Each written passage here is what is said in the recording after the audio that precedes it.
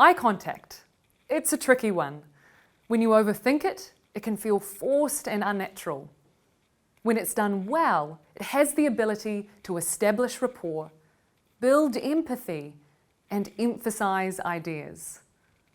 An inexperienced speaker will scan the audience, looking at no one in particular. This doesn't achieve anything. Instead, for small audiences, just look at one person at a time. I sometimes suggest holding the gaze for 2 or 3 seconds, but ultimately it should feel natural. Look, hold, move on. Look, hold, move on. And I should add that unless you're wanting to create a certain effect, it's best to be random with who you choose to make eye contact with. In other words, avoid eyeballing people along a row.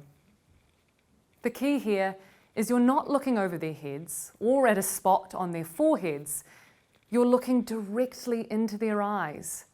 You're speaking to them like you would speak to someone you're in conversation with.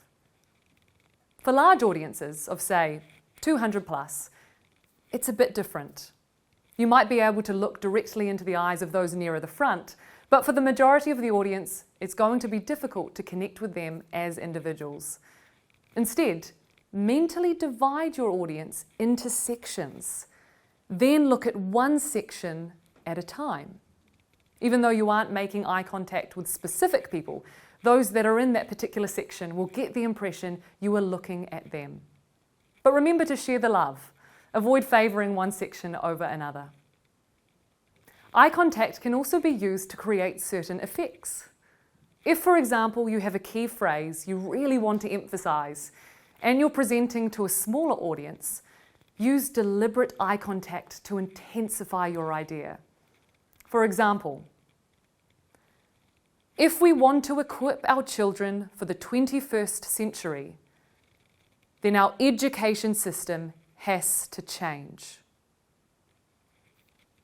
Eye contact can also help with audience interaction in storytelling. If, for instance, you're telling a story that involves another person, select someone in the audience to be that other person. For example, so I plucked up the courage, I confronted my boss, I went into his office and I said, "Jared, we need to talk." Looking at someone as though they are a character in your story will bring that story to life. In summary, don't be afraid to really look into the eyes of your audience. As the saying goes, the eyes are the gateway to the soul. If you avoid eye contact, you avoid connection. And what is speaking but a means to connect?